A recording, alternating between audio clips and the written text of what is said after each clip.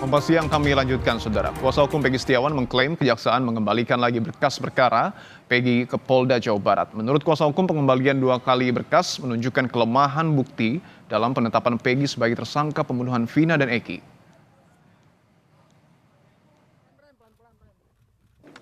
Kuasa hukum tersangka Peggy Setiawan, Sugianti Iriani, menunjukkan surat keterangan dari Kejati Jawa Barat soal pengembalian kedua berkas perkara Peggy ke Polda Jawa Barat. Dengan pengembalian 2 kali ini, Sugianti meyakini proses penetapan Peggy Setiawan sebagai tersangka kasus Vina dan Eki kurang bukti dan tidak sesuai prosedur. Karena itu, ia meyakini hakim dalam putusan sidang pra-peradilan besok pun akan membebaskan Peggy. Kita sudah diberitahukan bahwa berkas yang dari Polda, pelimpahan berkas dari Polda atas nama Peggy Setiawan itu masih P18 pada tanggal 24 Juni 2024 dan tanggal 2 Juli 2004 berkas masih P19, artinya masih belum terpenuhi unsur-unsur formil dan materialnya. Jadi berkas masih dikembalikan ke Polda pada 2 Juli 2024 kemarin. 5 hari adu bukti di sidang pra-peradilan Peggy Setiawan, kuasa hukum Polda Jawa Barat yakin pihaknya telah membuktikan penetapan Peggy Setiawan sebagai tersangka kasus pembunuhan Vina dan Eki 8 tahun lalu sudah sah menurut hukum. Melalui 12 lembar berkas kesimpulan yang diberikan kuasa hukum Polda Jawa Barat ke majelis hakim dalam sidang pra-peradilan, pihaknya bersikukuh menolak dalil-dalil permohonan kuasa hukum Peggy Setiawan. Jadi pada hakikatnya kami menolak dalil-dalil apa yang disampaikan oleh para pemohon, ya, mulai dari pemeriksaan para saksi, kemudian ahli pun dari pihak mereka juga sama mendukung kami. Pakar studi kepolisian Unpad Muradi menilai pembuktian dari kuasa hukum Polda Jawa Barat belum cukup kuat untuk memenangkan kasus. Menurut Muradi, tak ada kebaruan dalam bukti yang dibawa ke muka persidangan. Di sisi lain, kuasa hukum Peggy Setiawan kencang mempertanyakan mengapa kliennya tak pernah dipanggil untuk pemeriksaan di tahun 2016 sebelum nama Peggy atau Peron dinyatakan sebagai DPO. Saya belum mendapatkan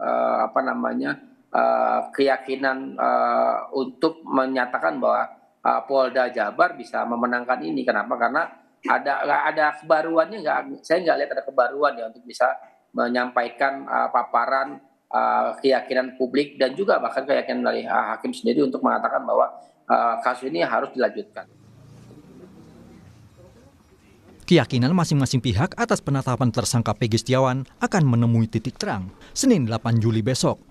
Putusan Hakim Tunggal Eman Sulaiman otomatis akan berdampak pada proses hukum lain yang tengah berjalan, yakni pengembalian berkas kasus Peggy Setiawan oleh Kejati kepada Polda Jawa Barat. Kuasa hukum keluarga Vina menyebut Polda Jawa Barat tak konsisten terkait status 2 DPO atas nama Andi dan Dani dalam kasus pembunuhan Vina dan Eki. Mudah-mudahan lancar. Yang memang dari awal kami sebagai tim kuasa hukum itu kan tetap mempertanyakan kepada pihak kepolisian, karena dari 3 terduga DPO itu sudah jelas perannya masing-masing, ini gimana, yang lain seperti apa. Karena kalau misalkan tiba-tiba dianggap fiktif, berarti kan semua amar putusan, semua putusan-putusan dari pengadilan, dari pihak kepolisian sendiri pun kan semua berarti kan harus berubah. Jadi yang itu kita pertanyakan, dan juga yang kita perhatikan kemarin di sidang yang kedua kalau nggak salah itu.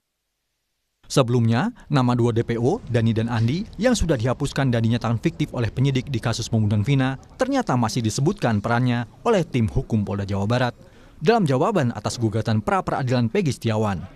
Tim Liputan, Kompas TV.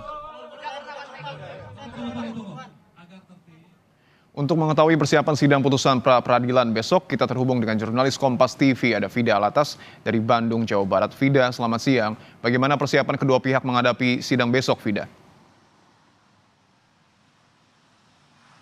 Selamat siang Dipo dan juga saudara, tentunya yang tengah sama-sama dilakukan oleh kedua belah pihak, baik itu pemohon yakni Peggy Setiawan maupun termohon yakni Polda Jawa Barat, ini adalah menunggu sidang pra-peradilan yang akan digelar besok Senin 8 Juli 2024. Karena sejumlah rangkaian sidang pra-peradilan ini telah dilakukan Dipo dan juga saudara sejak 1 Juli hingga 5 Juli lalu, di mana mulai dari pembacaan permohonan dari pihak pemohon yakni Peggy Setiawan, lalu juga replik, duplik, dan juga agenda pembuktian.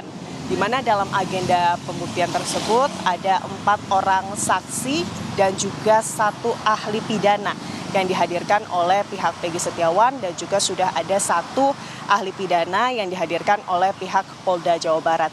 4 orang saksi yang dihadirkan oleh pihak Peggy Setiawan dalam sidang pra-peradilan dengan agenda pembuktian kemarin ini adalah untuk kemudian menguatkan alibi terkait keberadaan Peggy Setiawan pada waktu kejadian, tepatnya tanggal 27 Agustus 2016, yang tengah tidak berada di Cirebon, melainkan sedang berada di Bandung untuk kemudian mengerjakan proyek bangunan begitu Dipo dan juga saudara.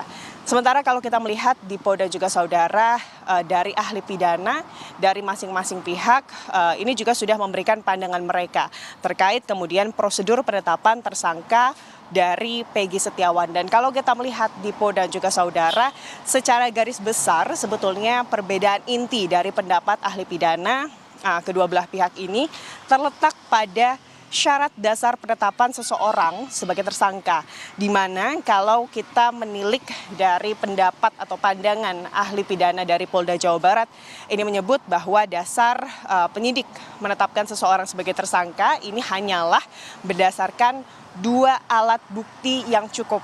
Itu tentunya pandangan ahli pidana dari Polda Jawa Barat ini berdasarkan pasal 184 ayat 1 KUHP, di mana disebutkan bahwa dalam menetapkan tersangka ini harus berdasarkan pada minimal 2 alat bukti yang cukup. Dan kalau kita melihat dari ahli pidana yang kemudian dihadirkan oleh pihak Peggy Setiawan menyebut bahwa keabsahan penetapan seseorang sebagai tersangka berdasarkan kemudian peraturan Mahkamah Konstitusi tentang larangan peninjauan kembali putusan pra-peradilan pasal 2 ayat 2 dan juga pasal 184 ayat 1 KUHP ini tentang penetapan tersangka memang harus kemudian adanya 2 alat bukti yang cukup dan perlu ditambah 1 barang bukti yang kemudian mendukung.